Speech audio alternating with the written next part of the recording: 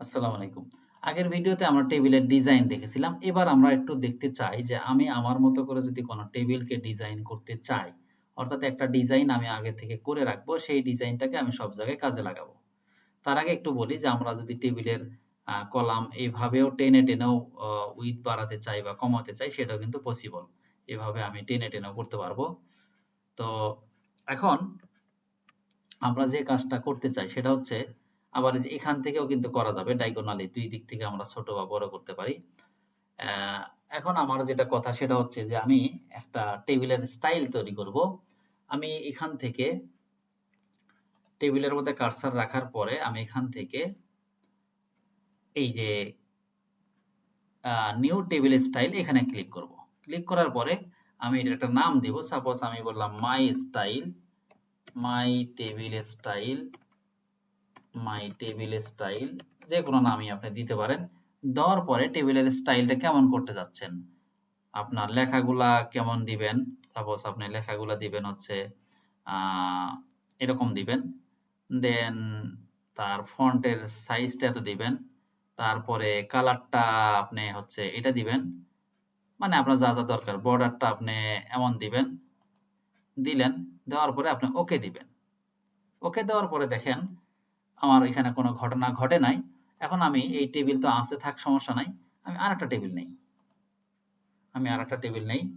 তো এখান থেকে আরেকটা টেবিল নিতে যাচ্ছি আমি। সাপোজ আমি এখানে আরেকটা টেবিল নিলাম। এর মধ্যে ডাটা আপনি লেখেন। সাপোজ আমি এখানেও আইডি দিলাম, এখানে নাম দিলাম আর এখানে ডেজিগনেশন দিলাম। কিছু একটা দিলাম, হ্যাঁ? তো যাই হোক আর আমার লেখার দরকার নাই। এখন এই টেবিলের উপরে আমি ওই ডিজাইনটা এপ্লাই করব। তাহলে কার্সরটা রেখে শুধুমাত্র এই ডিজাইনটা এপ্লাই করবে। দেখেন লেখাগুলো ওই ডিজাইন হয়ে গেছে এবং স্টাইলটা ওইটা হয়ে গেছে। ঠিক আছে?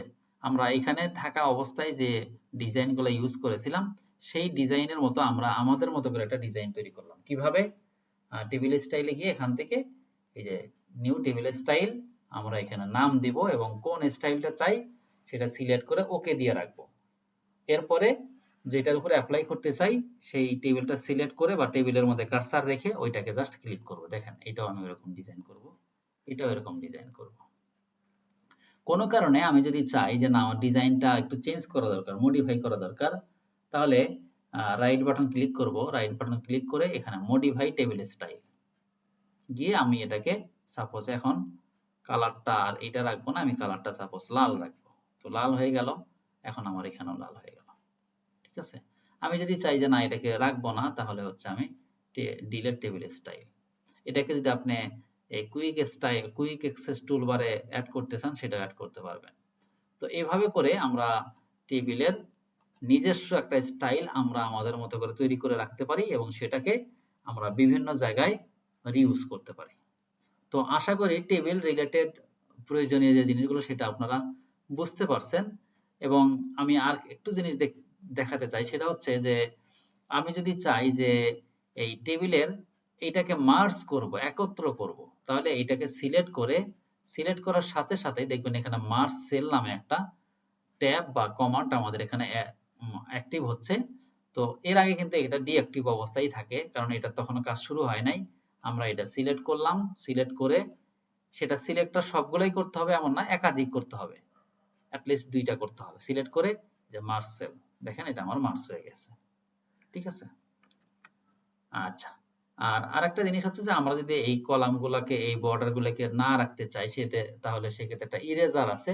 ইরেজার হচ্ছে যে এখানে আমরা ইরেজারে ক্লিক করার পরে যেখানে ক্লিক করব সেটা আমার চলে যাবে সেই বর্ডারটাই দেখেন। ইরেজার দিয়ে আমরা এটাকে ইরেজ করতে পারি। এখন যদি চাই যে না আমার এটার দরকার নাই তাহলে আবারও ক্লিক করব। এখন কার্সারটা আমার নরমাল হয়ে যাবে। তো এইভাবে করে আমরা টেবিলের কাজগুলো করতে পারি। আশা করি টেবিল রিলেটেড আপনাদের আর কোনো প্রবলেম ইনশাআল্লাহ থাকবে না। যদি থাকে তাহলে আমাকে কমেন্টে জানাবেন। আমি সেগুলো হচ্ছে আপনাদেরকে সলভ করে দেওয়ার চেষ্টা করব ইনশাআল্লাহ।